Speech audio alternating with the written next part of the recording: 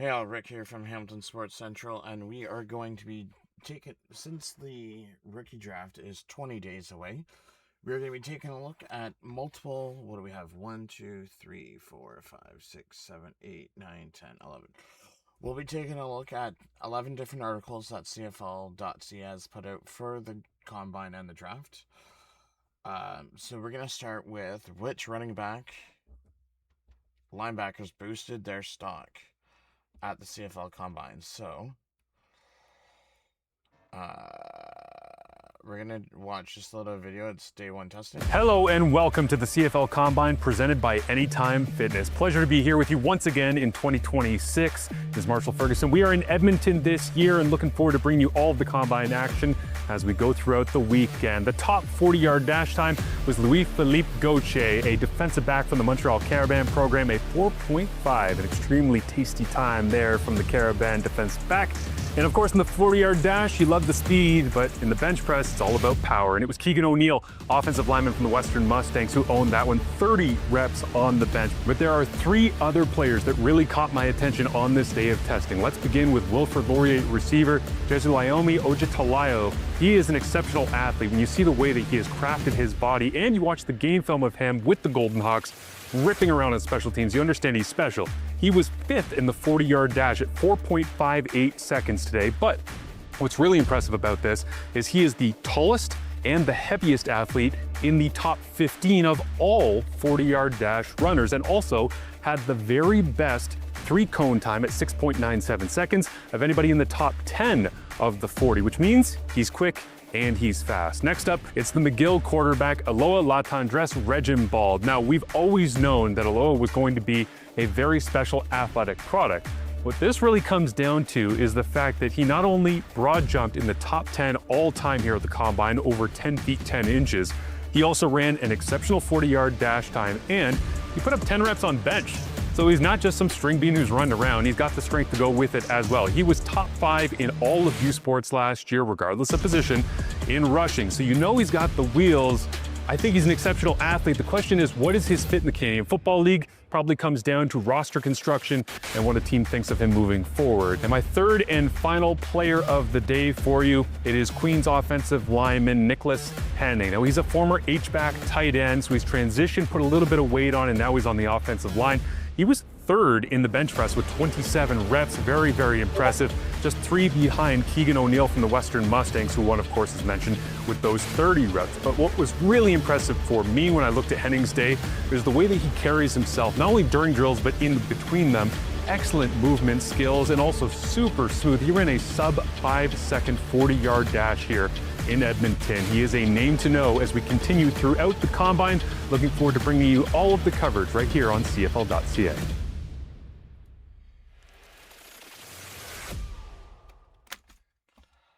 So there's that. So we're gonna look at linebackers. Eric Roscoe, his stock went up. Whenever you show up, having never played the Canadian game and test well like Eric Roscoe did, it's impressive. Seeing that the athleticism come to life in on-field drills is another. Roscoe improved each and every day in Edmonton, and while the Combine isn't a perfect reflection on the rules he'll face in training camp, there are more than enough to suggest a team transition. Teams are just wondering how high he might go. Next up is Loic Gagnon. I apologize if I butcher that name. It is a clear monster who faded at times during Combine practice. It's clear Gagnon has the potential to be a day one impact special teams contributor, but his height and weight both in the 30th percentile or 30% range. His stock rise did question is how his stock did rise, but the question is by how much. Stock down is Jackson Brashear. The athleticism was never expected to jump off the screen. for Jackson Brashear based on his game and film, and is proven then that proved true. His size, including weight and height, hand size, and arm length, are all well above average, but his speed and lower body explosiveness raise questions about how that frame translates.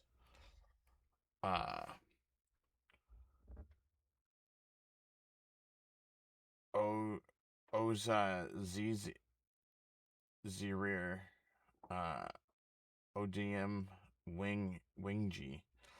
Again, some of his names I'm gonna butcher, so I do apologize. I'm just gonna call him OO. I actually really like OO and came away from the combine viewing him as a stable.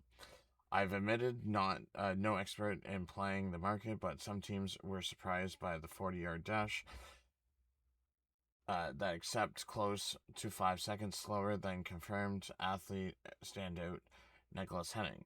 His frame potential and instinctions will likely result in meaningful draft selection, but I left Edmonton wondering if I valued his game more than decision makers I spoke with.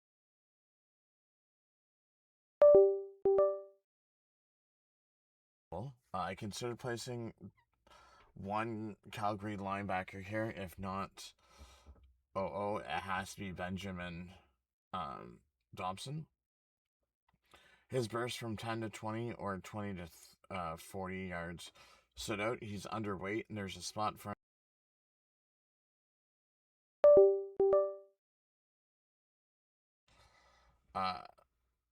Mark Daugene Renault, Ottawa sleeper, sitting in just the second percentile of linebacker weights. The Ottawa GG product is one of the lightest on file, which helps explain his top end speed in any direction. He'll get to play, but can he finish at the CFL level? A standout in the East-West Bowl testing, and the Griffins linebacker offers a unique mix of traits: long arms, long back, strong bench numbers pair with exciting broad jump. But his shuffle time was notably slow. All of it creates a bit of a puzzle in deep metal-heavy linebacker class. So this is day 3 of the combine, presented by Anytime Hits Another Level. Another video thanks to Marshall Ferguson and CFL.ca. Marshall Ferguson here in Edmonton at the CFL Combine, presented by Anytime Fitness. It is in the books. It is the end of the Sunday practice. Everybody's getting set to go home. There was much to be learned, as we know, over the last week right here on the field and in testing. Let's dive into my 3 favorite players of the day today. The final day on the way out, making an impression. I thought Queens defensive lineman Stephen Capehey was extremely impressive throughout the practices. He's an undersized guy, speed off the edge, but what I really loved was his effort and his intensity when it came to digging in against larger offensive linemen, especially in the run game. That showed to me he's got a little bit of that fight in him that you need to have success, and you don't necessarily have the arm length or the stature, but he can still rush off the edge with a ton of speed, as I say, and dig in on special teams. I think he's got a good chance to make a team coming out of a camp. On the other side of the spectrum, and the other side of the ball, offensive lineman from Southern Miss, Jez Janvier. He's got the frame that you want. He's got those freaky long arms that every coach just drools thinking about using in the run game. I'd love to see him be able to blow people off the ball a little bit more. Maybe he'll learn that. There's tons of potential in that body, in that frame. What I liked was that his sets were so consistent. Played a little bit of guard, a little bit of tackle. In the CFL, he's likely a guard, but if you can add that positional flexibility, I think that improves his draft stock. He did well here on the field in Edmonton. And the final player for you, St. Mary's receiver, is Joshua Jack. There's a lot of very talented, very athletic receivers in this draft class, and especially at this CFL Combine. There's not a ton of athletic variation between them. What I like is the fact that Joshua Jack never fights the football. He has smooth feet, great route runner, crisp in and out of his breaks, but it's his hands. He just never seems like he's disagreeing with the football coming out of any type of route, short, intermediate, deep. I love his game as well. It's been a great week here at the CFL Combine. Don't forget, CFL.ca and the CFL social channels is where you can check out all things Combine, get caught up, and understand where we're headed towards the CFL Draft. And there's plenty of great video content coming out as well around all things CFL Combine after a fantastic week right here in Edmonton.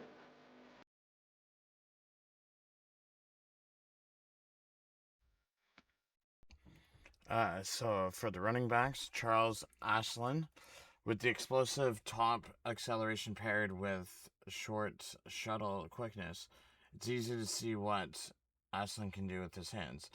But some other tests were less impressive. But in a reality anonymous running back class, his performance in Edmonton has helped his draft class. So we have Liam Talbot. His stock went up. I have a soft spot for the invitational running back who refuses to go away. Recently just retired Jiswin Antwi was there helping Liam Talbot, through the drills and observing testing years after taking the same path. If Talbot shows a similar trajectory, he could crave out a CFL career worth being proud of. It's always sweeter when respected is earned through the multiple stages, and Talbot should feel great about his march. Liam Silverson, stock down from the media and analyst perspective. I was ready to pound the table for Liam Silverson because of his upside, but his invitational combine numbers were underwhelming and left me wondering if a team will take a risk on a late draft pick. Sebastian Salis, from Wilfrid Laurier, a well-decorated and respected piece of Laurier's recent success. Sebastian Perlis may still slide on draft night, with other prospects offering more long-term upside due to physical traits. It's hard to see him maintaining position.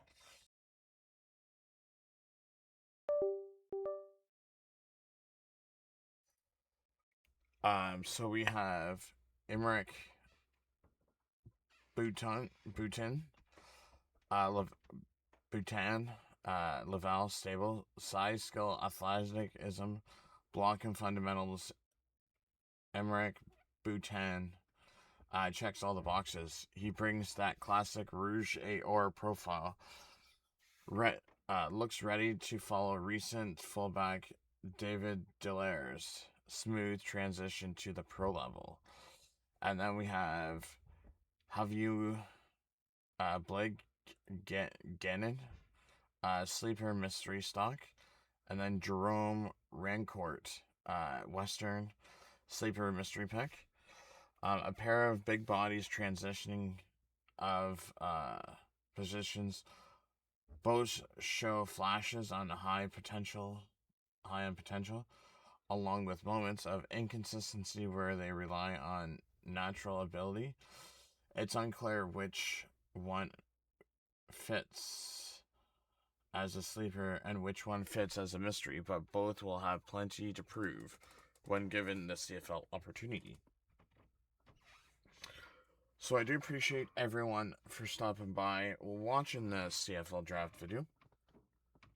Special thanks to Marshall Ferguson for doing his draft videos. Also, some next video that we are going to do is 3 prospects every team nailed. So you'll have to come back and check out that video. But this is Rick from Hamilton Sports Central, and have yourself a great rest of your day.